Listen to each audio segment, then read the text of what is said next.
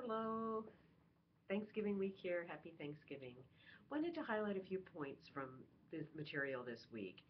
As you can see, the nature of the course doesn't allow me to be able to lecture on each and every point every week. And there will always be some material that you need to cover on your own by reading the text, by going through the PowerPoint.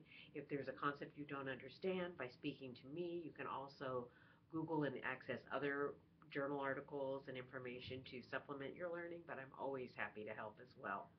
So although we don't cover every single thing in class, as you see, as the term goes on, the material starts to accumulate and make sense, and the learning does take place through many different methods. I have a cold still. I'm almost done with it, but if my voice sounds a little odd, that's why.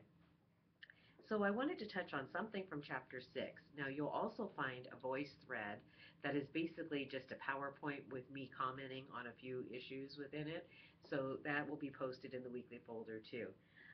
But in our textbook on page 103 is a great little box called 6.1, Sources of Powers in Organizations. And this was important because we're talking about critical approaches in Chapter 6 and power. How do people obtain this power, and what does this power mean in an organization?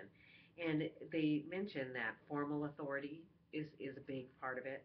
There's control of scarce resources and use of organizational structure, rules, and regulations. So someone in authority has power to enforce those rules and regulations. So they do become very important to the employee who's under them because those rules may be measured out, in either a fair manner or not so fair. So it's important that the person in control or in power has an ethical standard and is fair.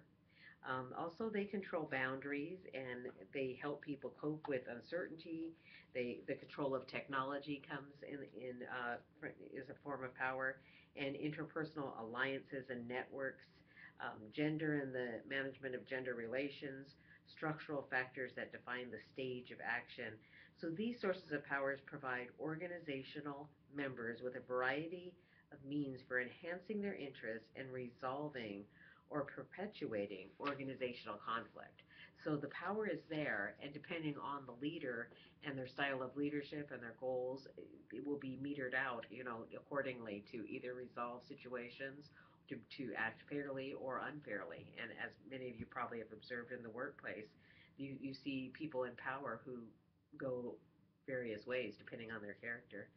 The rest of this chapter goes through what scholars teach on this type of authority. We talked about many of this as we did our jigsaw activity through the chapter, but there are very high concepts in chapter 6. So I suggest you reread it as well and let it sink in and then take another look at it. So a lot of this material will seem like Greek to you, on first listen. So that's why we deal with it on many approaches. We may do an activity with it. I may lecture on it. When we come back, I may touch on it again. But I definitely advise that you read Chapter 6 again after you have read it once and let the material sink in so that you can really understand it better. I do think the case study on talking turkey, page 120, 121, is worth a read and a careful read through and reflection as well. As we get into Chapter 7, you're looking at the socialization process. And the very first night of class, I actually gave you an assignment to do with this. It was a quick write where you were dealing with anticipatory socialization, which is a big word for what you want to be when you grow up, so to speak. So in other words, you were looking at what you as a child wanted to be as an adult and how that measured out, and we discussed that. So that was a beginning activity in socialization. But when you look at socialization, you think back to preschool, either for you or for your children or someone you might know. That's like one of the first opportunities that children have to begin to become socialized. There are phases of socialization, and when we look at socialization in an organization, it's quite different. When an employee joins an organization, adaptation is not automatic, it says in our text, and immediate. Rather, adjusting to organizational life takes place gradually. Scholars consider this process often divides into 3 phases. So, of course, these phases are not clear-cut, but there are 3 phases according to the chapter that take place. Their stages are anticipatory socialization that occurs before entry into the organization. So when we did this activity before, we framed it with childhood and growing up. Now looking at entering an organization. So say you have a new job with the County of Riverside, and before you enter it, the socialization that occurs before entry into the organization is the anticipatory socialization. Then encounter, that's when you begin, sense-making stage that occurs when new employee enters the organization.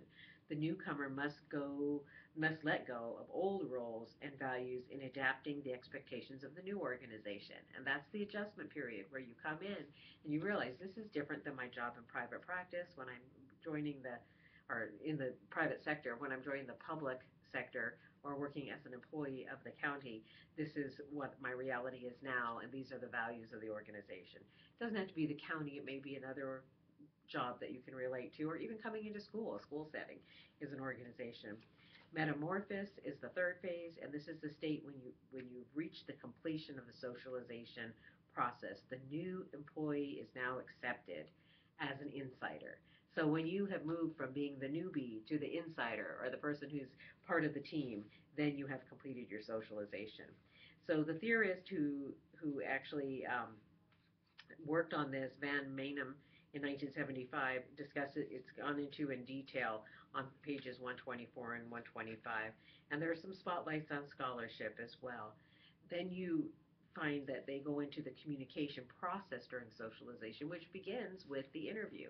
And what is really a reality is that people who don't interview well often will not get into further socialization, which is why working with students who are out there looking for their first job or for a new job in a field that they've made a switch, we really work to have them come across very well in an interview.